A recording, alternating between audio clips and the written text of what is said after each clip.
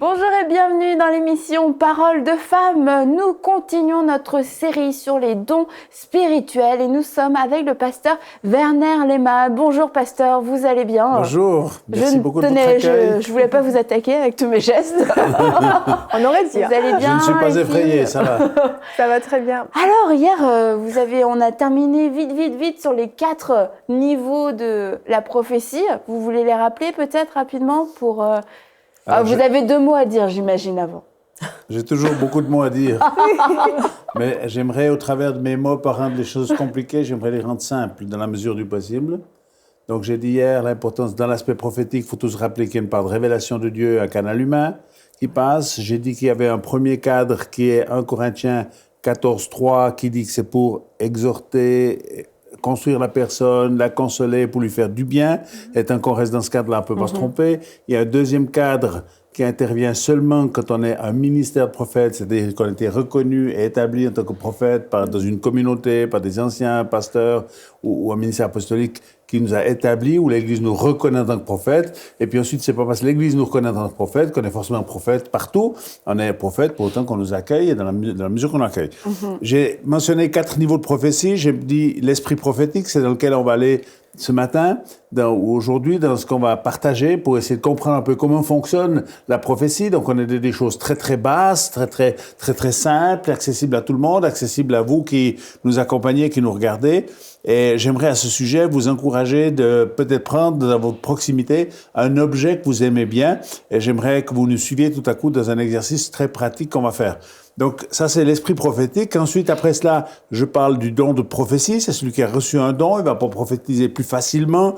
Il va prophétiser assez allègrement. Mais il est soumis à une autorité et il ne fait pas ce qu'il veut. Il n'est pas encore établi dans le ministère parce qu'il a un don. Et beaucoup de personnes ont franchi cette limite trop rapidement entre le don et le ministère, parfois sans que quelqu'un les établisse, s'autoproclamant eux-mêmes. Et je reconnais aussi que parfois, il a manqué des gens pour établir dans le ministère. Et certains qui avaient un ministère de prophète, un appel de Dieu, eh bien, c'est soit ils se taisaient, puis finalement, ce que Dieu leur avait donné allait mourir, soit ils s'autodéclaraient eux-mêmes, mais dans les 2 cas, c'est pas bon. Donc, il faut qu'il y ait des gens qui établissent, mais il y a aussi des périodes pour établir, et c'est par la personne qui a le besoin d'être établie qui décide quand elle doit être établie. Je pense que c'est le rôle de ceux qui ont une responsabilité, à qui Dieu a donné la responsabilité d'une communauté. Tout à fait. Donc, l'esprit prophétique, le premier niveau, deuxième niveau, le don de prophétie, ensuite le ministère de prophète, mais là on est établi, et puis ensuite un conseil prophétique, où finalement on rassemble les prophètes, si possible 1 ou 2 apôtres, et puis là on fait un travail plus en la profondeur. Donc ça c'est ce que j'ai partagé. J'aimerais dire 2 choses ce matin. On a lu hier ces 9 dons, donc on va y revenir, on va mentionner les 3 premiers ce matin, qui sont ces dons d'inspiration. On a lu hier que 1 Corinthiens 13 donnait la motivation, qui doit être l'amour. S'il n'y a pas l'amour, on peut avoir même une grande foi, dit l'apôtre Paul, une foi même à déplacer les montagnes, mais s'il n'y a pas l'amour, il dit ça sert à rien. Donc il faut que notre motivation soit juste. Et puis on a vu qu'il fallait aspirer au don spirituel. Et puis j'aimerais dire encore une chose ici qui est surprenante. L'apôtre Paul dit que on doit aspirer en premier lieu à ce don-là de la prophétie. Et j'ai toujours été surpris parce que l'apôtre Paul en mentionne 9. Et tout à coup, il en met un en évidence, qui est l'aspect prophétique. Il dit aspirer au don spirituel, mais surtout à la prophétie. Alors, je pense qu'il y a 2 raisons, en tout cas, je vois 2 raisons essentiellement pour lesquelles il met l'emphase sur l'aspect prophétique. La première raison, et pour moi, elle est fondamentale pour l'exercice des dons spirituels, c'est que si on veut prophétiser, on est obligé d'apprendre à écouter. On ne peut pas communiquer de la part de quelqu'un si on n'est pas en relation avec.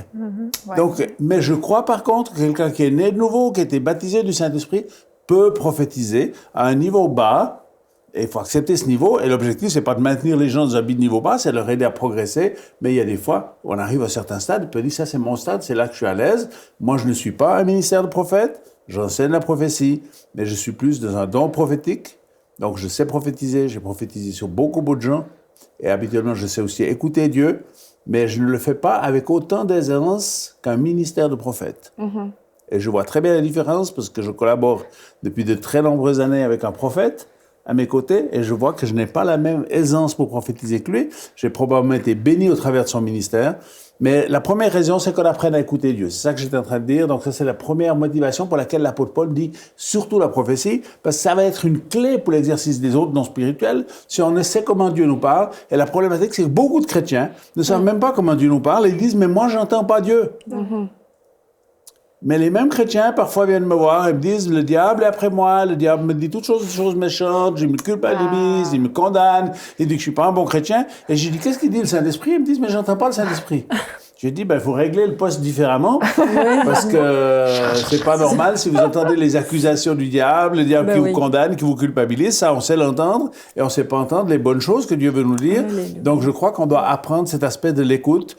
Et la deuxième raison pour laquelle l'apôtre Paul met l'emphase sur la prophétie, c'est vraiment, je pense, la deuxième raison, c'est que la prophétie est faite pour édifier, pour exhorter, pour consoler, pour donner de la force et engendrer dans la vie des gens les projets de Dieu, sans aucune forme de manipulation, sans, je crois que dès le moment où on enferme les gens, on dit aux gens maintenant tu dois faire ce que je t'ai dit parce que j'ai prophétisé, je crois que c'est pas permis de faire ça. Je crois que la parole de Dieu dit qu'on doit ne pas attrister le Saint-Esprit, qu'on doit pas mépriser la prophétie, qu'on doit retenir ce qui est bon et ne rejetez pas trop vite ce que vous pensez ne pas être bon.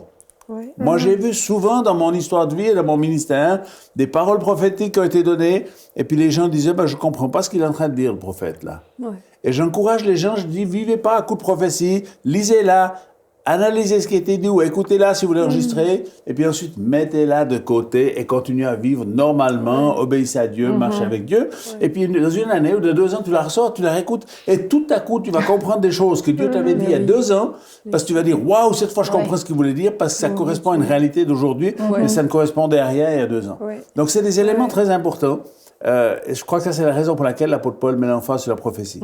Juste petite note pratique, comme vous venez de le souligner, c'est bien de pouvoir garder une trace des paroles qu'on a reçues, parce que bon, quand ça date de 20 ans, 30 ans, ça peut commencer à devenir un peu flou, et de les noter, de les enregistrer aussi. Maintenant, souvent, les messages sont enregistrés, voilà, un téléphone, n'importe quoi, et puis on peut plus facilement y revenir après. On a parlé dans, je sais plus quand, mais il n'y a pas si longtemps que ça, d'avoir un journal de prière quand Dieu nous parle, quand Dieu nous dit des choses, la prophétie, c'est Dieu qui va nous parler aussi. Donc, les noter, puis y revenir, pas forcément toutes les minutes de chaque heure, bref, mais d'y revenir parce que, comme vous l'avez dit, quelquefois, c'est vrai, on nous dit un truc, ok. Puis il ne s'agit pas de tordre le bras à Dieu en disant « Ah, ça a été prophétisé, il faut vraiment que ça arrive ». Et puis, comme disait le pasteur Amouako récemment, de choisir la tente d'Agar au lieu de la tente de Sarah, choisir,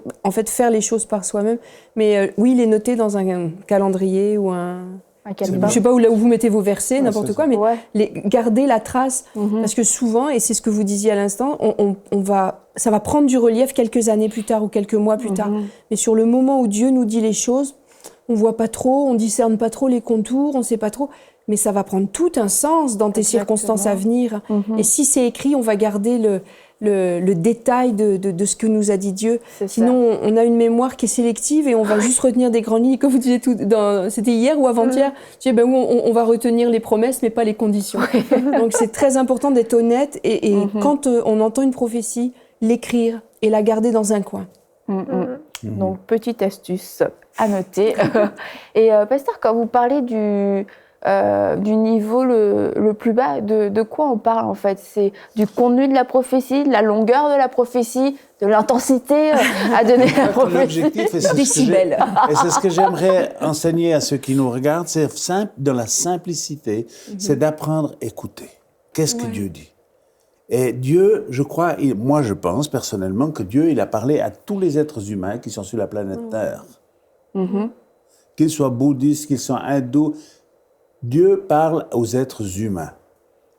Et c'est intéressant quand on lit dans Job 33, Dieu dit à Job, l'Éternel parle tantôt d'une manière, tantôt d'une autre, mais l'homme n'y prend point garde. Donc Dieu communique avec nous, il communique au travers de la pensée.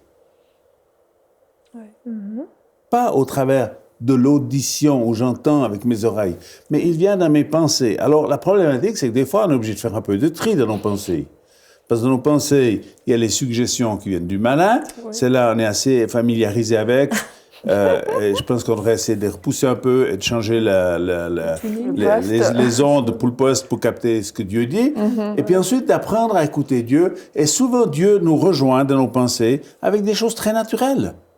J'ai partagé hier comment Dieu a initié Jérémie à la prophétie, comment il a commencé en lui disant « Qu'est-ce que tu vois ?» Puis la première fois, il a vu une image physique, la deuxième fois, il a eu une image mentale, et Dieu le félicite en disant « C'est très bien, voilà ce que ça veut dire. » Donc Dieu donne l'explication. Dieu est en train d'initier Jérémie. Et aujourd'hui, j'aimerais bien vous initier un tout petit peu avec moi. On va rester dans des choses très simples, on n'a pas besoin d'être stressé, on n'a pas besoin d'être hyper spirituel, on n'a pas besoin de prier une heure de temps avant, mais dire « Seigneur, ouvre mes yeux, ouvre mon intelligence, pour que je sois capable de comprendre ce que tu veux dire. » Et puis, ça doit rester quelque chose de relax, mais où finalement, on apprend à écouter pour soi-même, et puis on apprend aussi à écouter pour les autres. Comment est-ce que je peux bénir quelqu'un d'autre?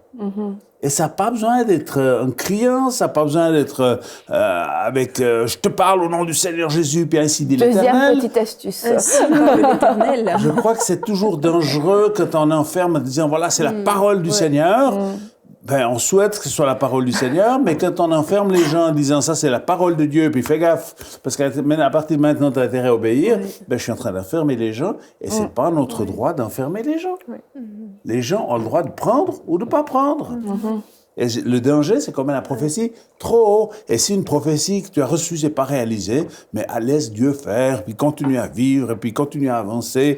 Il y a d'autres choses qui s'en viennent. Et puis Dieu, il y a des fois des choses qu'on prend consciemment, puis il y a des choses qui se passent parfois au-delà de notre conscience, que Dieu conduit et dirige merveilleusement. Donc allons-y, pasteur, on vous suit. Donc j'aimerais vous proposer aujourd'hui, j'ai demandé à ces dames qui sont sur le plateau avec moi chacune de prendre un objet. J'aimerais demander à celles qui nous regardent par leur tablette, leur ordinateur ou télévision, j'aimerais vous encourager à prendre un objet. Si vous ne l'avez pas sous la main, vous pouvez le prendre Votre au moins dans enfant votre... n'est pas un vous objet, pouvez le prendre au moins dans votre imagination. Et puis on pourrait dire, OK, comment Dieu va me parler? Qu'est-ce que toi... Evelyne, tu as pris comme objet aujourd'hui? Moi, j'ai pris, si j'arrive à l'attraper, moi j'ai pris ma clé, la clé de ma maison, dans laquelle il y a mes enfants et ma maison. Mais non, pas tout seul. Mais voilà, j'aime être chez moi, j'aime être dans ma maison. Qu'est-ce que tu pourrais entendre de la part de Dieu? Donc on est en train d'apprendre, on a le droit à l'erreur, on n'est pas obligé, ça n'a pas obligé d'être parole absolue. Qu'est-ce que Dieu pourrait te dire en utilisant une clé? Alors vous dites, certains, je vous entends, je sais comment vous réagissez, vous dites ça, c'est pas de la prophétie, ça c'est de l'amusement. Mais il faut commencer à quelque part. Et beaucoup de gens ne savent pas où on commence, donc ils ne peuvent pas progresser. Donc on n'est pas dans de l'amusement, on est vraiment, parce que je sais que Dieu a fait ça, et comme je le disais hier, sauf erreur, Jésus a utilisé des choses très familières, telles que l'image de la vigne, du vigneron, du cep, du sarment. Il va utiliser l'histoire du semeur, l'histoire du fermier, du soldat, des images très très familières pour enseigner des réalités du royaume de Dieu. Donc je crois que ça nous est permis d'utiliser des images très naturelles pour commencer à débuter. Qu'est-ce que Dieu a été dit au travers de ta clé? Est-ce que tu as une ou deux pensées qui viennent à ton esprit au travers de cette clé? Qu'est-ce que ça pourrait dire comme paroles qui vont se faire du bien à toi, peut-être en premier, ou peut-être qu'au travers de cette clé, tu dis, tiens, j'ai une pensée pour l'un d'entre vous qui est sur le plateau, ou quelqu'un qui est en train de nous regarder, qui est en train de regarder l'émission. Une pensée qui m'est venue, c'est...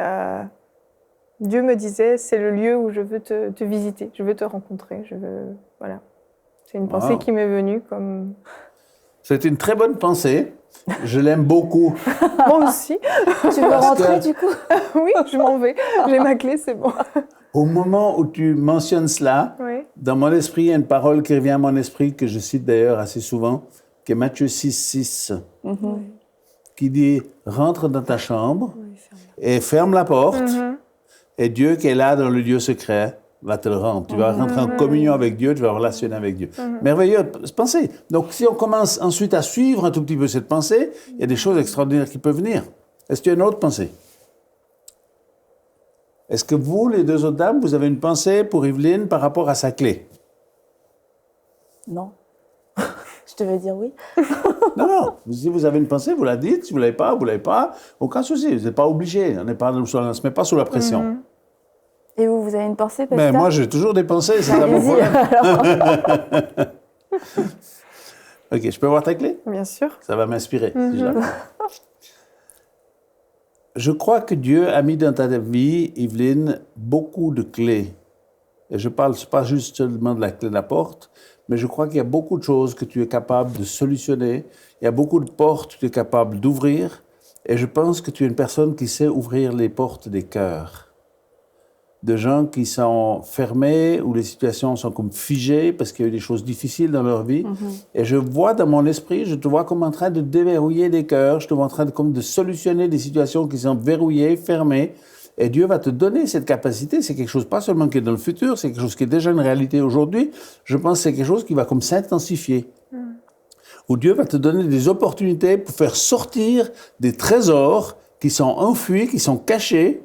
Les gens ils disent, mais j'ai le sentiment, c'est comme si j'ai perdu la clé, je ne sais pas comment sortir de mon histoire. Et toi, tu vas arriver d'une façon très naturelle, très sereine, avec qui tu es, sans faire des efforts, pensant que tu dois être encore plus spirituel, puis encore plus de foi, etc. Tu vas arriver et tu vas comme ouvrir ces trésors pour que les gens puissent profiter de ce que Dieu avait prévu pour leur vie. Ça te va? Amen, ça me va très bien.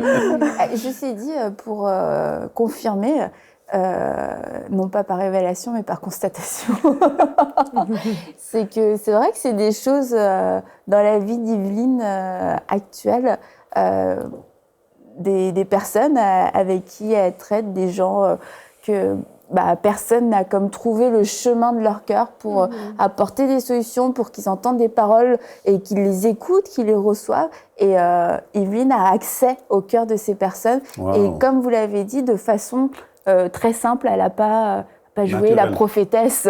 Oh, je reçois pour toi. Vraiment, naturellement, comme elle est. Et apporter un conseil, apporter une parole, une écoute, une oreille attentive.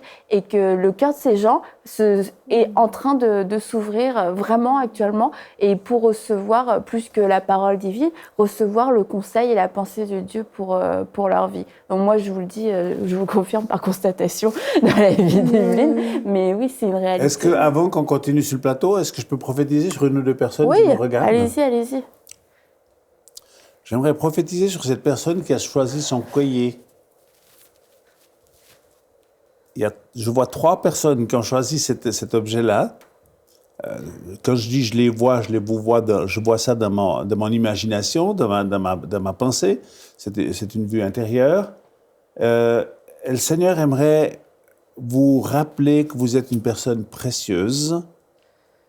Vous rappeler que Dieu a mis à l'intérieur de votre vie de l'or, parce que très souvent, nous sommes, en tant qu'être humain, puis quand on est familier avec les gens, on voit très vite les défauts, mais le Seigneur aimerait dire à ces 3 personnes, je vois l'or que j'ai mis dans ta vie, tu es une personne précieuse, et Dieu vient comme redonner de la force et du courage à ta vie, et ces choses précieuses qui ont été dans ta vie, qui ont souvent été un peu cachées par certains défauts, comme dans chacune de nos vies, le Seigneur dit, je veux faire en sorte que ces défauts soient mis un peu sur le côté, et je veux que la réalité de ma présence, de mon esprit, de ces choses précieuses que j'ai mis dans ta vie, vont être mis en lumière déjà dans ces prochaines semaines. J'ai le sentiment qu'il y a comme une inversion qui se passe, où c'est plus les choses négatives qui toujours remontent à la surface, et même dans vos propres vies, c'est souvent les éléments négatifs qui reviennent à la surface, vos défauts, vos manquements, les qualités qui vous manquent, et vous avez oublié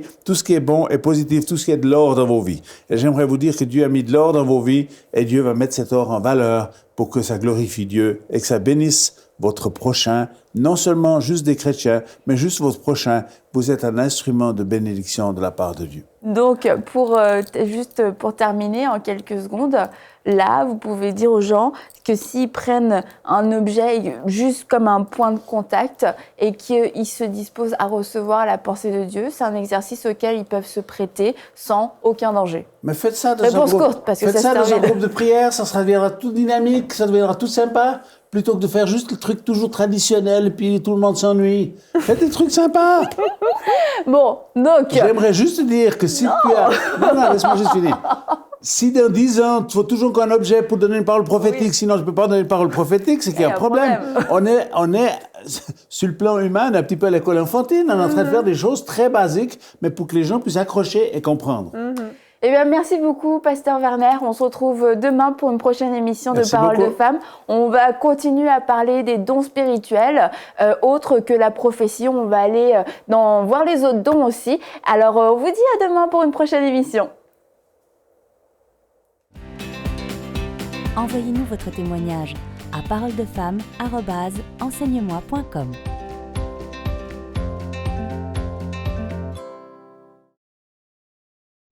Cette émission est rendue possible grâce au précieux soutien des partenaires d'Enseigne-moi Canal International.